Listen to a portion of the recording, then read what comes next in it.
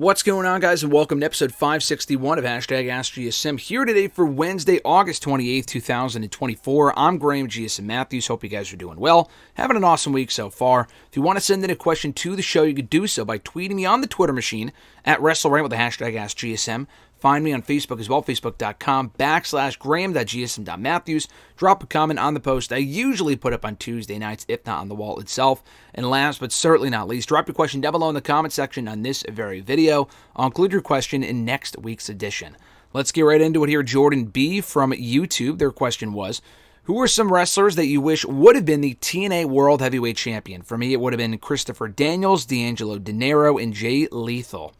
Three great picks. I feel like a lot of the people that I would have wanted to become champion actually did. Largely, like Alex Shelley a couple of years ago. Last year was awesome. I thought Magnus/Nick Aldis was like the perfect TNA World Champion material. They put the belt on him, albeit at one of TNA's lowest points in late 2013, early 2014. They went lower in the years that followed, but still. He was TNA World Champion at least once. Even Matt Hardy was TNA World Heavyweight Champion a couple different times. I think in 2015, early 2016 as well. They put the belt on pretty much everyone that I think would have deserved a run. You mentioned Christopher Daniels. That's my number one pick, so I'm going to steal your answer there. Frankie Kazarian would have been another one. He's not like top tier world champion for 6 months material, I don't think, even now. But I feel like it would have been cool to see him as TNA World Champion, considering how long he was there and how talented he was/is. It could still happen now, but I just don't foresee that happening. The other name that I'll throw at you, and Jay Lethal's another good pick, and D'Angelo Dinero, I agree with those. Not quite as high up on the list. Dinero had a lot. Actually, you know what? Another name that I'll throw at you, because I was going to say D'Angelo didn't really have that world champion material, although he was great. He should have at least won like a mid-card championship. I don't think he was ever even TNA X Division champion or whatever. Jay Lethal wasn't like the guy that he ended up becoming in Ring of Honor in the years that followed, but Jay Lethal circa like 2014, 2015, 2016, had he gone to TNA, had he left Ring of Honor and gone to TNA, would have been the perfect, TNA World Champion. Another name that I'll throw at you that I just kind of forgot about until now, Nigel McGuinness. Now, that wasn't their fault, because he ended up getting sick, hurt, whatever. His career ended pretty abruptly. I think in 2010, 2011, whatever the decision was, that went into his full-time career ending in 2010, 2011. He would have been the perfect TNA World Heavyweight Champion as well. And had he stuck around and had he not retired and left TNA when he did, there's a decent chance, would have been TNA World Heavyweight Champion. And then one more name that I'll mention, and they were TNA World Champion, but I wish they had gotten another run, and their run had lasted longer. James Storm. You go back and watch videos, and people will occasionally share videos on like X and Twitter and whatever. I can't believe I just called it X. But people will share videos of James Storm from that peak period of TNA from like 2010, 2011, 2012. He was just so fucking over. James Storm was so over in 2011, 2012. And like I said, they did put the championship on him for a 2-week period, I believe. He won the championship from Kurt Angle on TNA.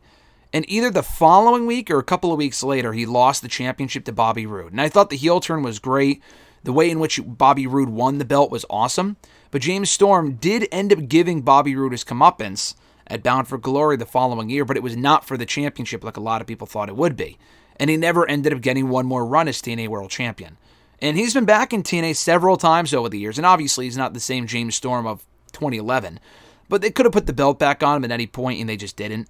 And that's always been a big TNA regret of mine. Micah Does It from YouTube. Their first question was, if Triple H gave you the opportunity to choose 5 changes that you would like to see Raw do going into the Netflix era next January, what would you say and why? So I kind of wrote down 5 quick things. And, some of these aren't really imperative, because I do think Raw has drastically changed for the better. Under Triple H, Lee Fitting, the production guy, the production changes this year have been amazing. Creatively, the show's a lot better. It's not a perfect show from week to week, but it's much, much fucking better than it was even 2, 3, 4, 5 years ago, for sure.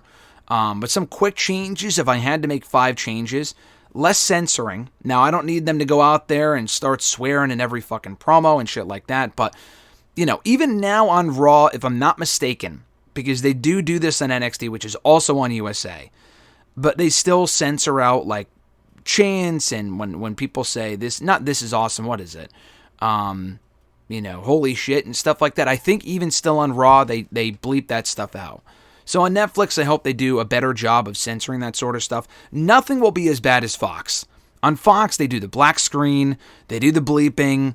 It's like no audio for like 30, 60 seconds. That's just the absolute worst. On Raw and NXT, it's bearable, it's better, but it's not ideal. And Raw's the only show that's going to Netflix and they may not have that issue. I know Raw is still airing not on Netflix elsewhere, so they might not be able to do that, but at least on Netflix, I hope they censor a lot less.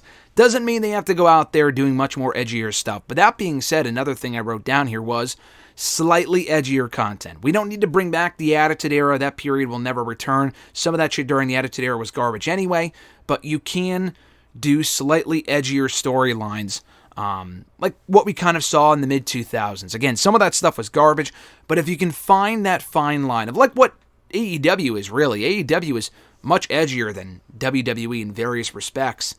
If you can kind of find that fine line where it doesn't feel like it's overboard, like in AEW for a while there was a period where you would see everyone flipping each other off. It's like, all right, if everyone does it every single week, it's not special.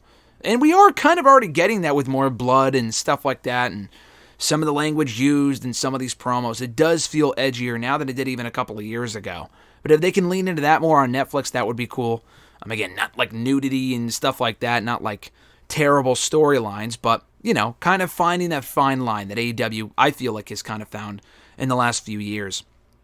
This doesn't really have to do with Netflix, but better fucking entrance music. That's a change to the overall product, but the entrance music issue is still very much an issue with Def Rebel. A lot of their songs are trash. They need to do a better job with that, so they need to change that tomorrow, but it would be nice if they not correspond, but kind of timed it perfectly with the Netflix move in January. Better structuring with commercials would be nice, because it feels way too formulaic a lot of the time, or they just go to a 20-minute break before the main event where they hype up shit for next week and they recap stuff from the opening segment. It feels way too formulaic. It's not as bad as it once was, but it could be improved upon, and it would be nice without the hard limits or the hard restrictions going to commercial here, there, whenever on Netflix. In other markets, I don't know. But, at least as far as Raw goes, it probably won't change all that much, if at all, as far as the structuring of the commercials, but it would be nice, ideally, if they did improve upon that as well. And then, obviously, the biggest change I would like to see that is not going to happen is Raw going to 2 hours. That's not going to happen. People have been saying this for over a dozen years now. But it would be nice if Raw went back to being a 2-hour show. I feel like it'd be a much stronger format, much more bearable, easier to sit through. And I was at the show on Monday. It was fun. The 3 hours kind of blew by for me. They breezed by every single week, even watching at home, for the most part. But I do feel like they could do a better job producing a stronger show if it was just 2 hours. SmackDown's a 2-hour show, and not even that show is always great. So it's not just the matter of length. But sometimes the length is the biggest issue with the show, because sometimes the show does drag. They can't fill the 3 hours effectively every single week. There is bound to be filler and stuff that drags and isn't interesting, or the crowd's just dead. That's another issue. That's not going to change, but 2 hours would be nice. That's the ultimate change I would make to Monday Night Raw. Your second question, Micah. Can you recast the Marvel MCU but only using WWE superstars? You're in luck. I actually just did this recently, probably not on the show here, but around Deadpool and Wolverine last month, Alexis and I were either watching something or just thinking about it. Like, what would the Marvel MCU look like? And, you weren't really specific as far as, are we recasting the movies or just like all the, I almost said X-Men, all the Avengers. I'm going the original OG 6 here, the original OG Avengers from like the 2012 Avengers film, using the current roster, all right? I did do this twice before in an article for Bleacher Report around the time of the release of the first one in 2012, and then again for Age of Ultron, the sequel, in 2015. I did do it using the active rosters at that point. But we'll use the active rosters from today. So, Iron Man, I would go with CM Punk, because I feel like he's problematic, but people still love him. He can be a prick, but he's beloved, he's likable, he's also an asshole. I just feel like he's the Nexus being of WWE. as Iron Man was, so to speak, back in Endgame and stuff like that, but he's still a pretty big name, obviously. Either him or Randy Orton, but I'll go CM Punk. Captain America would have to be Cody Rhodes. I feel like that's an obvious pick. The Hulk, I almost said Brock Lesnar. He is still technically with WWE. I wrote down Braun Strowman because I feel like given what we see from him every week on Raw, where he's just going nuts and he's just going berserk and wreaking havoc and whatnot as a babyface. And I chose all babyfaces for these roles, by the way. I feel like Strowman would fit that role well. Hawkeye, I wrote down Rollins initially. I've always thought he was like the Loki of WWE. Even as a babyface, he might make a great Hawkeye, but he has much more personality. Now, maybe like 10 years ago, but I feel like he has much more personality now than Hawkeye did in 2012. So, this is also kind of a slap in the face because he has a lot of personality, obviously, as well. But Sami Zayn, current Sami Zayn, where he's like the workhorse of WWE, the backbone of Monday Night Raw. You could say the same thing for Hawkeye in that movie and just in the Avengers team in general in a lot of ways throughout the entire franchise. So I'll go with Sami Zayn as Hawkeye. Black Widow, I wrote down Becky Lynch. She's not technically with the company right now. She is indeed a free agent. So it's hard to say her exactly. But if we want to be specific and use only current talent, and she is a current talent, but again, I don't think she's signed with the company currently, I would go Rhea Ripley. I would say Rhea Ripley, and, again, she's not quite the same vibe, but she's got that, enigmatic feel to her, that vibe to her, so I'll go Rhea Ripley as Black Widow, just a badass as well. And then Thor, I was not going to go Roman Reigns a month ago, because he was still a heel, but now he's back as a babyface. He's much more over. Thor wasn't not over in 2012 Avengers, but that was coming off his first movie in 2011, and that movie wasn't great. I feel like Roman's in a much better spot now than Thor was in 2012 in that Avengers movie, but, still, again, a very big part of the Avengers team was Thor. Roman Reigns, a very big part of WWE today. So, picking apart some of the top babyfaces in the company, I would go with CM Punk as Iron Man, Cody Rhodes as Captain America, Braun Strowman as the Hulk, Sami Zayn as the Hawkeye, as Hawkeye, Rhea Ripley as Black Widow, and Roman Reigns as Thor. He was much more of a Thor like 5-10 years ago when he was just the big dog Roman Reigns and he was much more generic, but I would still go with Roman Reigns as Thor in August of 2024. Your third question, remove one moment.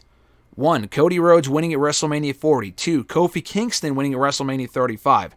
3. Daniel Bryan winning at WrestleMania 30. And 4. Seth Rollins cashing in Money in the Bank and winning at WrestleMania 31. Man, this is fucking tough. I would not remove the Cody one. That was probably the best WrestleMania main event ever. The Rollins cash-in is still the best cash-in ever. So I would not remove those. It really comes down to the Daniel Bryan one and the Kofi Kingston one. And I hate to say it, I feel like you might label me racist or whatever, and I love the Kofi moment. I was there for that one. I was there for actually 2 of these. I was there for the Cody one, the Kofi one. I was not there for the Bryan or Rollins one. I'm going to keep Bryan and remove the Kofi moment. The Kofi moment, Kofi Mania, wasn't just a great moment. It was a big moment for, like, the culture, so to speak, especially, like, black fans, black community, whatever, because he was the first, or not the first, obviously, but, like, one of the first black WWE champions that WWE's ever had. Obviously, The Rock, among other people. Bobby Lashley eventually became WWE champion. Mark Henry was already World Heavyweight champion. Booker T was World Heavyweight champion. But it happened at Mania, and just the organic nature of it with how it kind of came about. The idea of Kofi being WWE champion even 6 weeks, 8 weeks earlier was just comical because he was just another guy on the roster. And he ended up having a pretty good run. It didn't honestly end up even mattering. Obviously the run was amazing.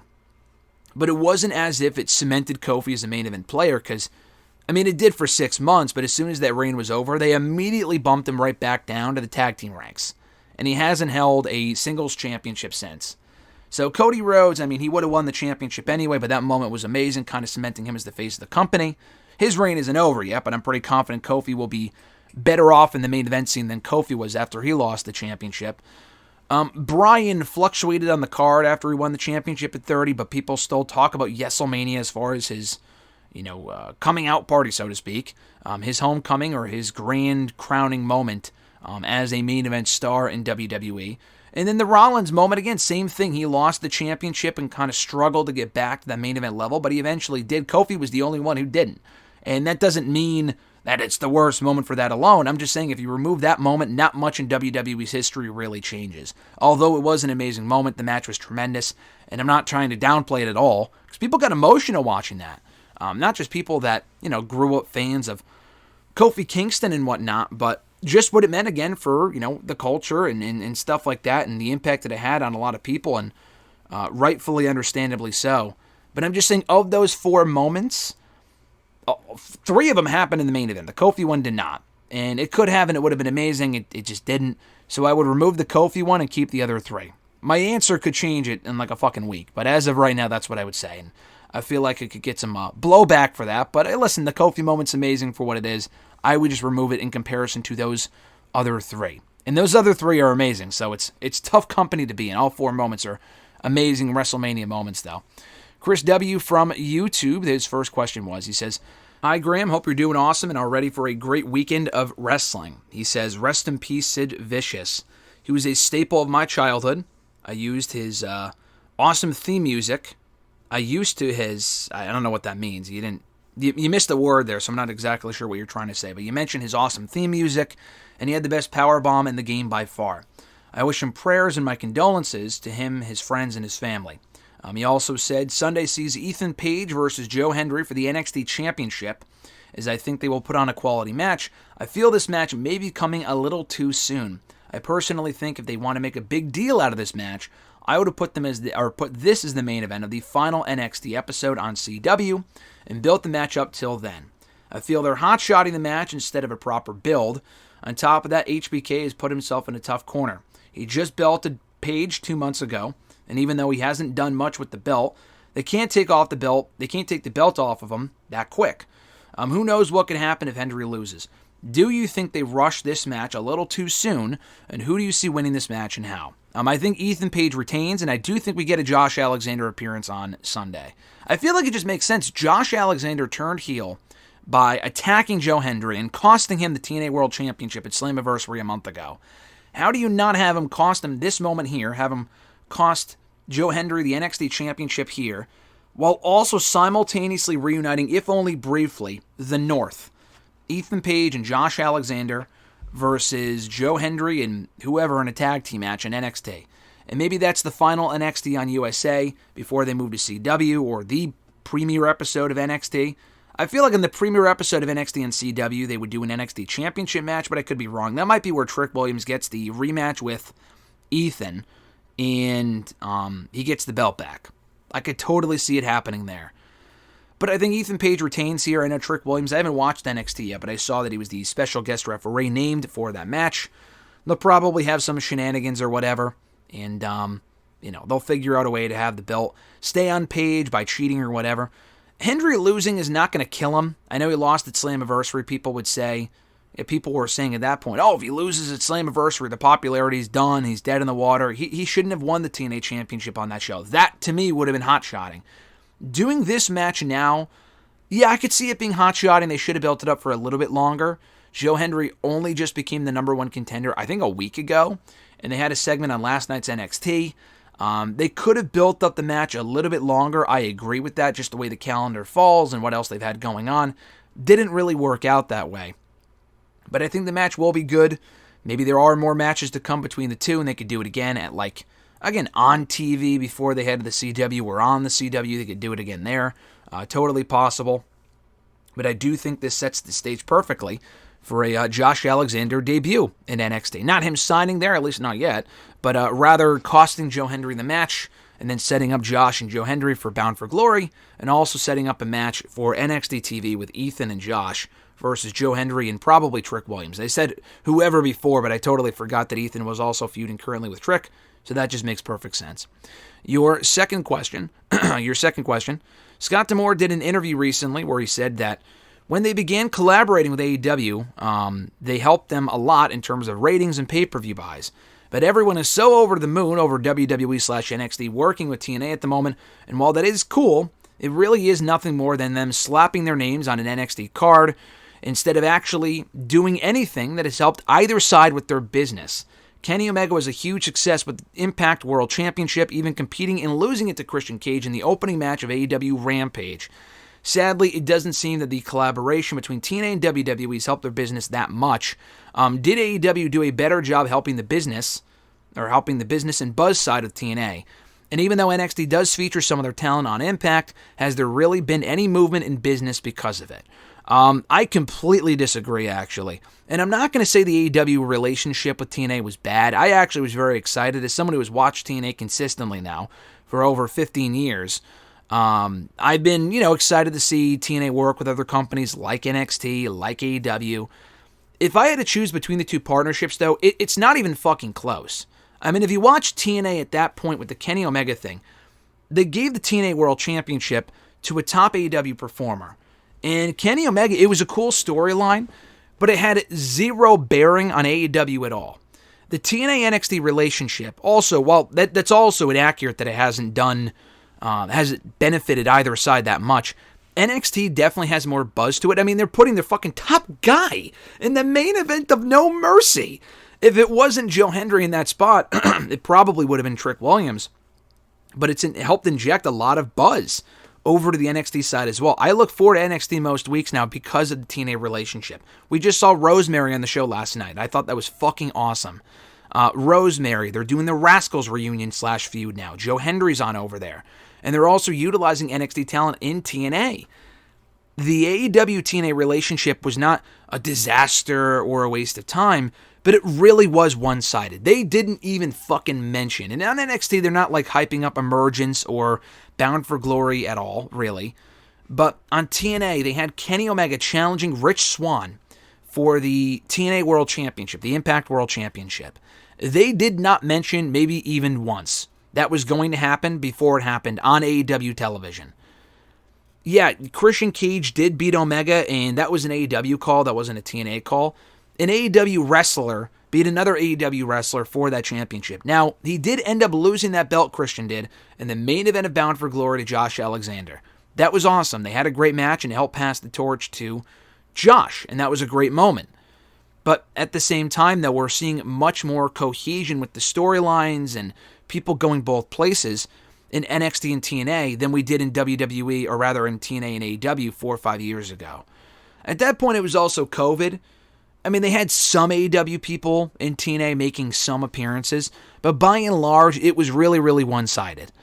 Kenny Omega would appear in TNA. They didn't really have any TNA people. They didn't really have any TNA people appear in AEW at all. They did do one match between Kenny Omega and Moose, I think. Kenny Omega and Moose, and I think it was at Daly's Place for one of their shows in the summer of 2021. That relationship only really benefited the Kenny Omega belt collector storyline. It didn't really benefit the overall TNA product. There really wasn't much crossover beyond that. It was one storyline. With TNA and NXT currently, if you watch the shows, you would see that the whole Wesley heel turn stemmed from the Rascals reunion, which was fucking awesome. We've gotten great matches involving the Rascals on NXT TV and TNA TV as well. Slammiversary had a lot more people watching it because of the TNA. NXT didn't really have a lot of presence on that show, but it helped the build for that show, and Wesley being on it, and they had No Quarter Catch Crew. They benefited from making some appearances over in TNA. They're kind of lending TNA some of their lower level talent like Izzy Dame and Dante Chen to kind of help give them more exposure and experience. Riley Osborne being another one. Yes, NXT is giving TNA some of their developmental talent, and TNA is giving NXT their top talent. Yeah, it's unfair in that respect, but again, at least there's more synergy there, in my opinion, from watching both shows weekly than there ever was with the AEW and TNA relationship. It really only was about the Kenny Omega storyline, which was great, but there wasn't much more synergy beyond that. We did not see Rich Swann on AEW once. We did not see Moose on AEW once, even though Omega was working with all of these people. Yes, they did do Christian and Omega for the TNA Championship on Rampage, but that was basically an AEW match for a TNA title. That was really all that it was about. And it's not like Christian defended the TNA Championship on AEW after that anyway. He was kind of exclusive to TNA for a little while. So I completely disagree. I think the AEW relationship was fun, but the NXT relationship with AEW has been, or rather the NXT, that would be interesting. The NXT relationship with TNA has been much stronger, much more efficient, and it's not as if TNA is pulling in 1 million viewers a week but I do think their viewership benefited during the AEW run, and it has also benefited during the NXT run as well, as far as I think their Against All Odds show is sold out back in June. I think they sold out Slammiversary as well. They did their most amount of people in attendance for that show than any other pay-per-view that TNA has done in years. I mean, can't forget about those facts either. Your other question, what are some of your favorite underrated finishing moves? I don't know. I mean, the only one that comes to mind, I don't really, like, what is even underrated? What is an underrated finishing move? I don't know. But I'll mention this, the kill switch. I've always loved that move. It's a pretty prominent finisher. It's not like it's used by a lower level guy. It's literally used by Christian. But, I always thought that was a great finisher. Didn't always look great when other people did it. I think Chelsea Green's kill switch looks fucking terrible. I know she jumps, and I like Chelsea Green a lot. She's improved a lot, too. I think she still uses that as her finisher. She doesn't win a lot of matches, so it's tough to say. But she, jumps, and it just looks awful. Christian has always done it, very smoothly, very clean, looks great. The execution of it and the setup for it, it looks a little convoluted. I always thought it looked cool. So I don't know if it's considered underrated or not, but it's certainly one of my favorite finishers. Probably not number one. It's not number one, I can tell you that right now, and we've answered that question before here on the show recently. But kill switch would probably be, for me, my underrated quote-unquote finishing maneuver.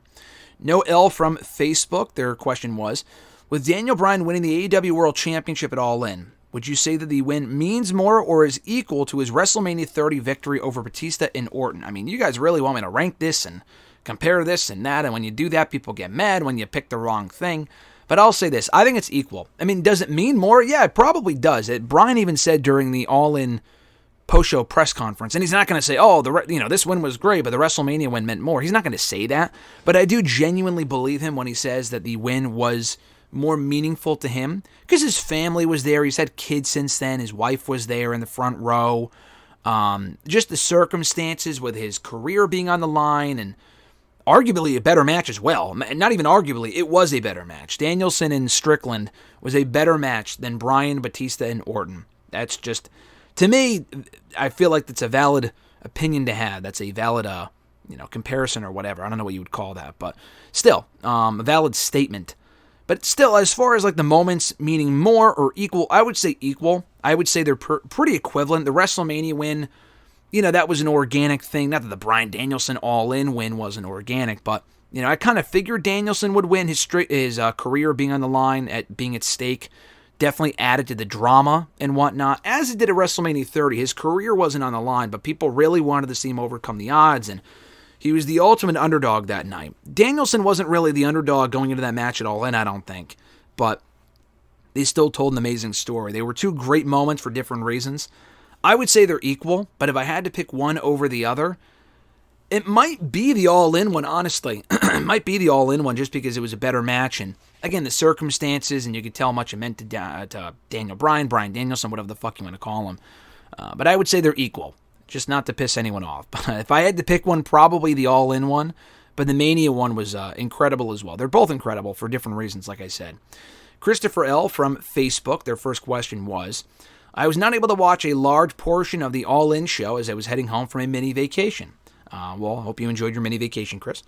But he says, but I got to see the Darby Allin versus Jack Perry coffin match, which I thought was a fairly solid match, and that outstanding main event with Danielson and Swerve, which just felt like a huge deal, from the entrances to the presentation to the tremendous storytelling and the fans hanging on every win. Danielson winning, while kind of predictable, was an incredible moment. As soon as Swerve tapped, the building exploded, and the celebration was very much in the way of his win at WrestleMania 30, which is exactly what I was just talking about. Only with Brie and his children all together in one ring. It made me realize why I love this sport and being a fan, despite its hardships. Do you think this is one of the best pay-per-views of the year? Do you love the rich storytelling throughout the show? And what are your thoughts of the photos going around of two WWE fans wearing Stand Up for WWE shirts outside of the stadium, and Ricochet going off on Twitter about his debut? Man, you threw in fucking 4 questions in one there, some of which not having anything to do with the other. Was All In one of the best pay-per-views of the year? Yes. It was an excellent show, and no pun intended with the yes, Daniel Bryan. But honestly, it was probably AEW's best show of the year. I thought Dynasty was awesome. I thought Dynasty was great. Forbidden Door was also a great show. Double or Nothing was good, but I feel like All In stood out just a little bit more. Maybe it was the atmosphere, some of the stories they told. There were some, underwhelming matches on the card, like Britt Baker and Mercedes Moné, for example. But I think the overall show was awesome. I think I enjoyed that show more than the other ones overall. And maybe it was also the earlier start time here on the East Coast, because I hate the shows that go to fucking midnight, 12:30, whatever. So, yeah, to me, that was the AEW pay-per-view of the year so far. I might be off on that, but that was just my opinion on that. Do you love the rich storytelling throughout the show? Yes, that was what made it one of the best pay-per-views of the year. Thoughts on the photos going around of the two WWE fans wearing stand-up for WWE shirts outside of the stadium? That was a joke. That was not a serious thing. I'm pretty sure those were the Cultaholic guys. They did that on purpose as like a fucking meme thing. So, anyone thinking that was done seriously just clearly didn't read too much into the joke. The Ricochet thing, the guy's got to get off of Twitter. I mean, he's going back and forth, and he's probably right about a lot of the stuff that he's saying, and saying this, just watch my matches, watch AEW, and blah, blah, blah. The guy is just burying himself with some of the shit that he's saying on Twitter. And he's not saying anything stupid, but like he's trying to, and maybe in some instances he probably shouldn't have said certain things or worded things differently or whatever, because some of the stuff that he said on Twitter didn't really make a whole lot of sense. But he's also trying to argue logic with people that lack logic, people that are just trying to stir up drama with the AEW or versus WWE narrative and that whole discourse bullshit. So, like, don't even bother. I know he said that he was doing that because he was bored, he was on a long flight home from England, but he was still doing this as of, like, yesterday. He's certainly home by this point or in wherever Dynamite is tonight, so I don't know. He seems to be a lot more active on Twitter in the last 3 days than he has ever been on when he was in WWE, because I know he probably now thinks, well, I have some freedom to say whatever the fuck I want, which is true, but you don't have to argue with these people. He's wasting his time. He's just making himself look worse with some of the shit that he is saying or could be saying and construed as saying, so just don't even bother. It's just not even really worth it. Your next question, who is the better or more complete heel champion? Mercedes Moné or Roxanne Perez? I'm going to go Roxanne Perez. I think she's had a better run. Obviously, her run has lasted longer. She's been champion since April. Mercedes has only been champion since May. But Roxanne's feuds have been better. I mean, the Lola Vice feud was pretty bad, but their match was very good. She had a great match on TV with Thea Hale a couple of weeks ago. I thought that was great. I'm curious to see how the Jada Parker match goes at No Mercy. I thought that was an odd matchup, but we'll see how that goes. The triple threat at Spring Breakin' with Roxanne and Tatum was great. Really enjoyed that. I think there was another title defense that she had as well. Oh, obviously the Jordynne Grace one. That was a great match too. So I know you probably want me to say Mercedes because Mercedes is a better heel. Roxanne does struggle with promos, but guess what? So does Mercedes. I have not been blown away by a lot of the promos that Mercedes Moné has cut, even as a heel so far in AEW. I feel like a lot of her promos have been pretty fucking bad. So I don't know if that's a, writing issue or I don't know what that is. But a lot of her promos have not been great. The Britt Baker feud has been all over the place. The match was kind of underwhelming. Her match with Willow, though, was great. Her match on TV with Hikaru Shida a couple of weeks ago was great. So it's not like Mercedes' entire run in AEW or even her championship run has been a disappointment. But I just feel like which title run have I enjoyed more? Which title run has been more complete, in my opinion? Heel title run? For me, Roxanne Perez. And she's been far from perfect. We talked about that awful Lola Vice segment from about a month or two ago. But I would still take her title reign over Mercedes' so far. Mercedes' might still improve and be better. We'll find out in due time. But for right now, I would go Roxanne. Your next question was, post-WrestleMania Raws are usually full of big debuts and surprising moments. Which debut do you think is the better one? Brock Lesnar in 2002 or Goldberg in 2003? And what are some of the greatest post-WrestleMania moments that you have ever seen in all of your years as a wrestling fan? Of those two, I would go Goldberg in 2003. The Lesnar debut was great. Is one of the better debuts, but the Goldberg one, like he came from WCW, not fresh off of WCW, but a couple years removed from the peak of his popularity. But still, it was probably, I wasn't watching at that time, but it was probably a surreal moment to see Goldberg in WWE interacting with The Rock right out of the gate. And people knew that Goldberg was coming. It wasn't a surprise, but the fashion in which they did it was cool. So I've gone back and watched the Goldberg debut more than the Brock one, but the Brock one was also pretty fucking great. Obviously, Brock had a much better rookie year than Goldberg did in WWE. But I would go Goldberg's debut on the post-WrestleMania Raw over Brock's from the year prior. As far as some of the greatest post-WrestleMania moments, Raw moments ever, the Brock Lesnar return, you talk about Brock Lesnar, the Brock Lesnar return in 2012 was probably my favorite. Some of the debuts, like the Page debut, the Warrior promo kind of hits different after he passed away in 2014.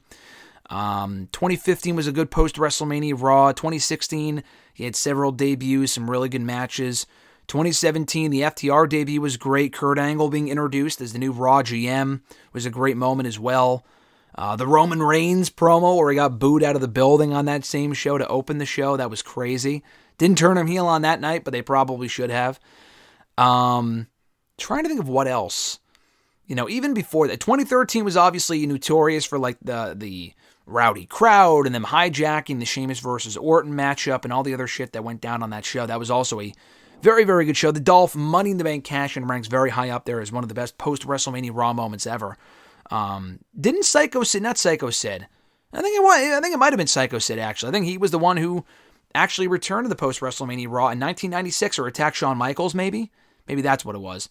Mankind debuting in the post-WrestleMania Raw, I think in 1996 as well. I think Psycho Sid attacked Shawn on that show, but I think it was Mankind that debuted on that show in the post-WrestleMania Raw in 96. The X-Pac return in 2000, or rather 1998, which kind of led to the new version of D-Generation X after that. There's a lot of moments, but those are, I feel like, the top ones. The Goldberg debut in 2003 is a great one.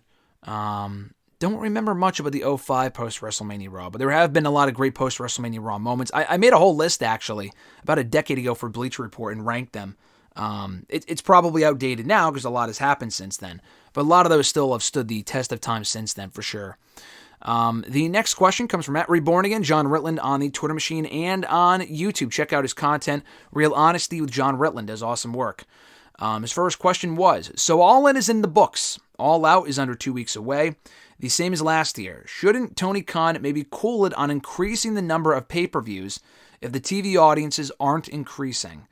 I will give him credit on one thing. They are not doing All Out a week after All In. They did that last year, and it was so fucking stupid. And they did that because All Out has always been Labor Day weekend. I get it.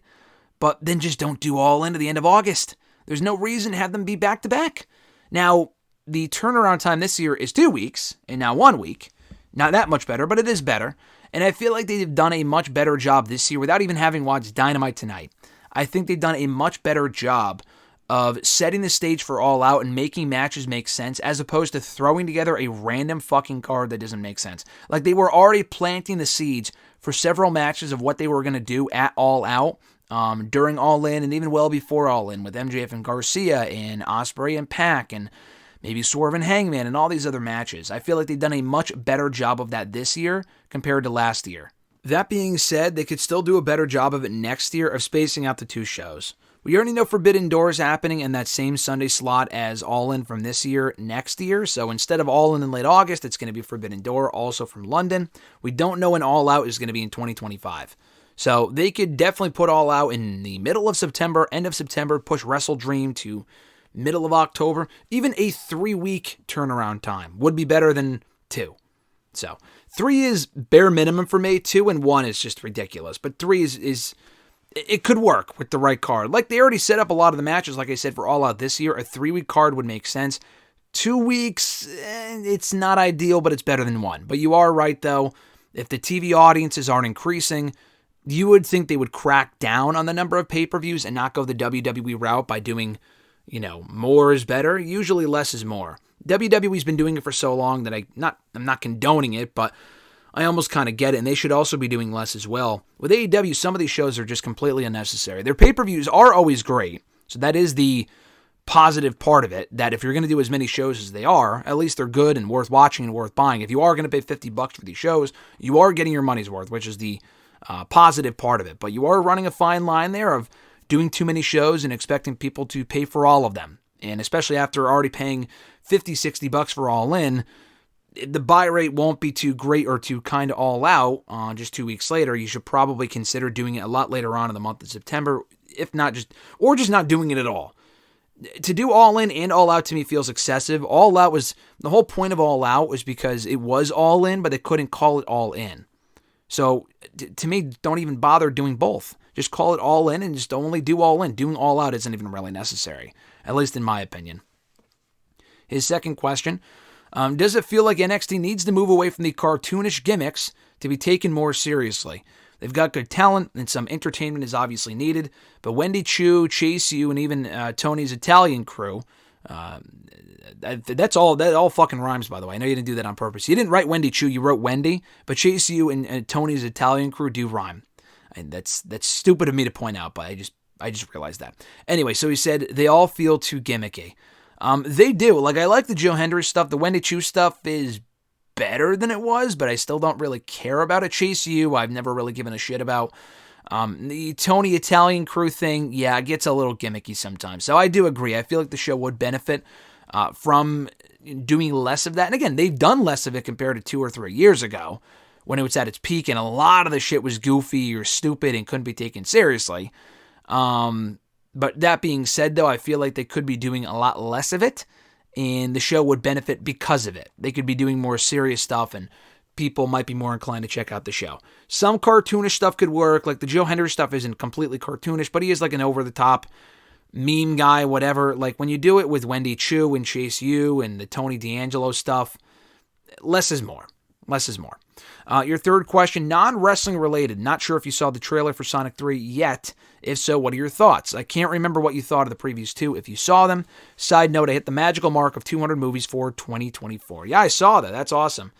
My thoughts on the trailer, I have not seen it in full.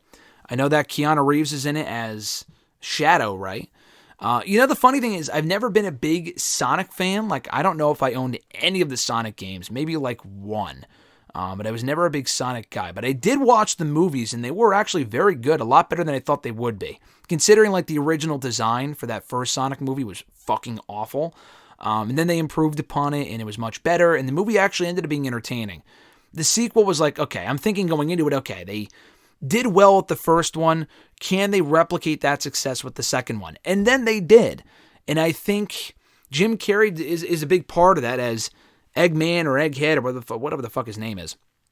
But the entire cast, James Marsden, I think his name is, the main human character, and then Sonic's also entertaining. They have great chemistry, and they've made good movies. So, again, I don't know much about the Shadow lore or the Sonic lore and the other characters they're incorporating into the Sonic universe in live action. But they've made it worthwhile, and I'll watch the trailer later, but I will definitely go see that third movie. So I think it comes out in a couple months, I'm pretty sure. But, so I like the previous two. I will go see the third one, and I haven't seen the trailer yet, but I've seen enough positive buzz about it that I'm confident it should be as good as the first two. Fingers crossed, anyway. At Iwagu91, their first question was, do you expect Julia to make her long-awaited NXT debut this Sunday? I could see it. They already had her appear in the crowd at Stand and Deliver, so I feel like it would be a bit repetitive to do that again. But I could see her showing up after Roxanne Perez beats Jada Parker and they set up that match. Honestly, not even for Halloween Havoc, but rather the first NXT on the CW. I could see them doing Julia and Roxanne Perez on that first NXT CW show inside the Chicago All-State Arena and building it up as a big deal, and Roxanne loses the championship there. Maybe they do a rematch at Halloween Havoc, but I could see that being where they do the match. So, yes, actually, now that you mention it, I do see Julia popping up on Sunday and seeing her set up something with Roxanne for that first CW show on, that first NXT show, rather, on the CW on October 1st. Your second question, while it won't happen, do you think that Rhea Ripley and Liv Morgan's feud is suited inside Hell in the Cell? Yes, it is. I just don't see it happening because, you didn't mention this, but I'm sure you're on the same page, that Drew and Punk are probably paying off their program inside the Cell, and I would prefer them not to do 2 Hell in the Cell matches on the same show, a la, the Hell in the Cell pay-per-view for so many years. If it was a Hell in a Cell pay-per-view, then sure, but it's not, and it shouldn't be. You should only do one. And of the two, the Drew and Punk feud feels more heated. Honestly, I just feel like it's more worthy of it. I know Rhea and Liv has been going on for a long time, but I feel like you could do a different stipulation for those two. You can make the argument that Punk and Drew could also be in a different stipulation as well. But, I think Rhea and Liv could also have a stipulation match on that show. You don't have to be limited to only one stipulation match per show. I mean, they did Unforgiven almost exactly 18 years ago. And on that show, they did a TLC match and a Hell in the Cell match. Now, that sounds crazy, but it did end up being a great show. And they could pull it off. So I think Rhea and Liv could have like a last woman standing match or something along those lines. And then with Punk and Drew, they can have the Hell in the Cell main event. I feel like that'd be pretty cool. I mean, they could do both, but I would prefer it only see used for one match personally. Next question from @Iwagu91. If Zack Sabre Jr. and Nigel McGuinness were to have a match based on their encounter at All In, when and where do you think it should happen? I mean, in AEW would be cool, obviously. Probably in an English setting, because I feel like that crowd would care about it the most, with both guys having England roots, obviously, both being English. I don't know about All In next year, but, I feel like an AEW audience would appreciate the match for what it is. I don't really care if we don't get that match. I'd much rather see Nigel and Bryan Danielson again than I would Nigel and Zack Sabre Jr., but it would be a good match, I'm sure, and probably like a Rev Pro show if they could pull it off. AEW works with them, lends them their talent, and has their talent appear on those shows. So I could totally see it being like on a Rev Pro show. But if it were an AEW, it doesn't really matter where it is because the crowd would probably love to see it anyway. Maybe Forbidden Door 2025.